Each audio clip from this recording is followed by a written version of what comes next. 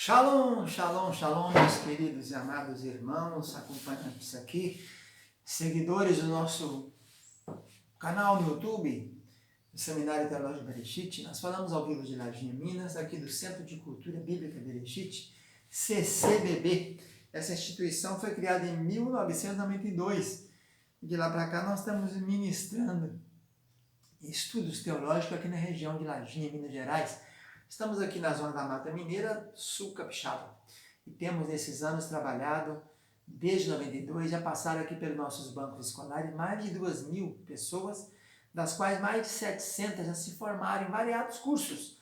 Temos o curso básico, que é ministrado em convênio com o Seminário Teológico Tabernáculo, o curso intermediário, que é convênio com o Seminário Bereshit, e o curso de bacharelado, mestrado, doutorado e outros mais pela Faculdade Teológica Bereshit.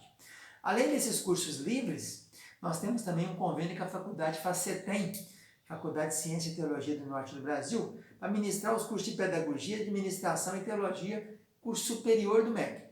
Eu sou pastor, professor Ilmar Satemeric Heller Kaiser, alemão, meu pentavô chegou no Brasil em 1837, e aqui nós somos uma família arraizada aqui nessa região da Zona da Mata Mineira. Grande parte do nosso povo é evangélico, protestante, e eu pertenço à denominação Ministério Tabernáculo, que foi fundado aqui em 1968. Fui lá tesoureiro há muitos anos, coordenador regional, pastor regional, fui também vice-presidente e atualmente estamos exercendo o cargo de diretor do Seminário Teológico Tabernáculo, que também é filiado ao Centro de Cultura Bíblica Bereshit. Nossa aula que nós estamos iniciando agora é a aula de Introdução Bíblica 4. É o quarto volume da Introdução Bíblica. No primeiro volume estudamos os livros do Pentateuco. Depois, no segundo volume, estudamos os históricos. No terceiro volume, estudamos os poéticos e os profetas maiores. Agora é chegada a hora de acabar o Velho Testamento. Concluir os 39 livros, os 969 capítulos, não é isso? E também concluir, então, com os profetas menores. Os profetas menores têm esse nome não porque eles sejam menores assim, em termos de pequenos, né? Porque, por exemplo, Daniel é considerado maior, mas Zacarias tem 14 capítulos e é considerado menor. Então não se segue muito assim uma questão de quantidade de capítulos. A questão é que eles tinham um rolo só, eram distribuídos em apenas um rolo, chamado profetas menores.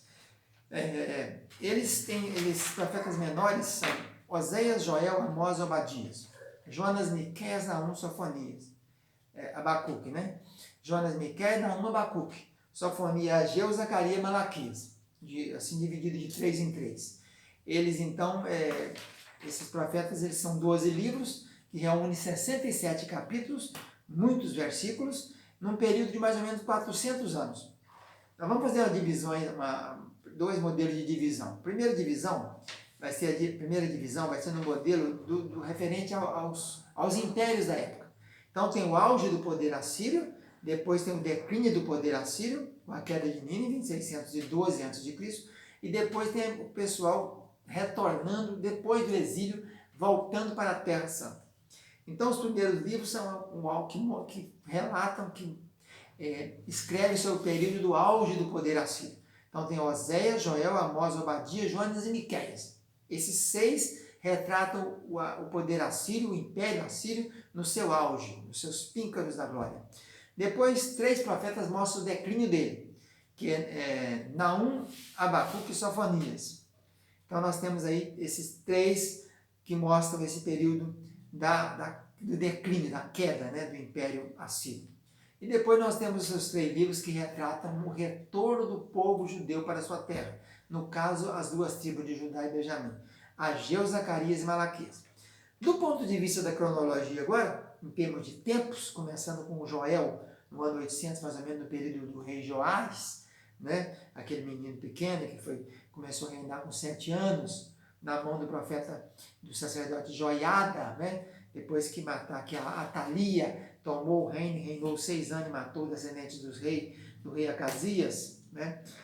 Da tribo de Judá. Então nós começamos com Joel e vamos acabar com Malaquias. Então o primeiro período é o período assírio. Então nós temos Joel, Jonas, Amós, Oséias, Miqueias e Naum. Esses profetizaram no período do Império Assírio. No período do Império Babilônico, nós temos Abacuque, Sofonias e Obadias. Eles relatam o tempo do domínio de Babilônia, começando com Nabopolassar e depois com Nabucodonosor, que começou a reinar no ano 605 e reinou por 43 anos até o ano 562 a.C. E depois os 3 profetas finais que mostram o período do exílio, retorno para Jerusalém, Ageu, Zacarias e Malaquias. Então é isso aí. Eles então, eu já disse aqui, eles são chamados menores, porque eles ficavam num rolo só, né? É o livro dos rolos, o rolo dos 12 profetas. A ordem, já falei sobre a ordem deles, cronológicas e a ordem do período histórico. A razão e o benefício de estudar os profetas menores. Qual é a razão e o benefício? Aprender a mensagem da Bíblia, que nos ensina e consola, né? É Romanos 15:4. Aprender sobre a bondade e a severidade de Deus, Romanos 11:22. E aprender sobre Jesus também. Vários desses profetas aqui foram messiânicos, né?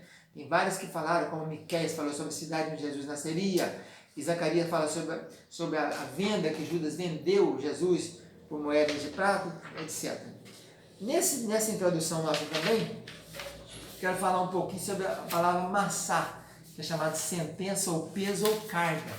Alguns profetas tem no seu início, logo no início, né, peso do profeta fulano, peso de Nínive, por exemplo, no livro de Naum, né? Então, a palavra massá, no hebraico massá, aparece 60 vezes no Velho Testamento. Ela quer dizer carga, porte, tributo, fardo, carregamento, quer dizer também um oráculo, né? Então ela aparece como carga várias vezes em Números, e em outros por exemplo, Neemias também aparece como cargas. Agora, a partir de Isaías, ela ocorre 14 vezes no profeta Isaías. Então é assim, sentença ou peso, que numa visão recebeu Isaías, filho de Amós, contra a Babilônia, capítulo 13, 1. Capítulo 14, 28. No ano em que morreu o rei Acais, foi pronunciada essa sentença, esse oráculo, essa carga, esse peso, esse fardo, né? Depois tem Isaías 15, sentença contra Moab, sentença contra Damasco no 17, sentença contra Egito no 19, sentença contra o deserto do mar no 21, no 21 também contra o do mar, contra a Arábia, no 22 contra o Vale da Visão, no 22, 25, carga, uma carga sobre as nações, 23, sentença contra Tiro, 30, sentença contra a besta do sul, 46, falando também sobre sentença para as bestas de Bel e etc. E 46, carga sobre o pessoal do cativeiro. No livro de Jeremias aparece 12 vezes. Então, mais como carga. Carga, no 17 tem cargas, também cargas, no 17 de novo carga. Então, 4 ou 5 vezes no capítulo 17 de Jeremias como carga. No Jeremias 23 tem aí a sentença pesada, no 23, e peso. No 23 também tem sentença pesada de novo, 23 sentença pesada outra vez, e no 23, então ocorre só em 2 capítulos, 17 e 23. No 17 é carga, no 23 sentença pesada. Em Ezequiel ocorre 2 vezes, no capítulo 12, sentença, que refere-se ao príncipe de Jerusalém, e no capítulo 24, sobre os filhos e as filhas. Em Oséias fala de opressão, em vez de carga ou tributo, fala de opressão. Em Naum, sentença contra Nínive, o primeiro versículo do livro de Naum. Em Abacuque, capítulo 1, versículo 1, sentença revelada ao profeta Abacuque. Em Zacarias 9:1, sentença pronunciada pelo Senhor. Em Zacarias 12, sentença pronunciada pelo Senhor. E em Malaquias, última vez, sentença pronunciada pelo Senhor. Então, fica bem claro aí que parecia um fardo, né? Um carregamento. Eles não tinham como. O profeta tinha que desvencilhar daquela atribuição que lhe fora dado. Daí aparece esse nome, sentença, peso, carga. Então, cada profeta desse vai destacar, né? A gente consegue de cor assim, lembrar, Osés, por exemplo, conta a história da prostituição, né? Ele casa com uma prostituta, tem filhos. Joel fala do avivamento, né? Pedro citou a profecia de Joel no dia do Pentecostes. Amós fala do fardo, de peso, de carga, de algumas várias visões, né? A visão, por exemplo, do prumo está em Amós. Obadias fala sobre as rebeliões e as consequências do pecado de Edom. Jonas conta aí uma história, mais profecia, mas é história, né?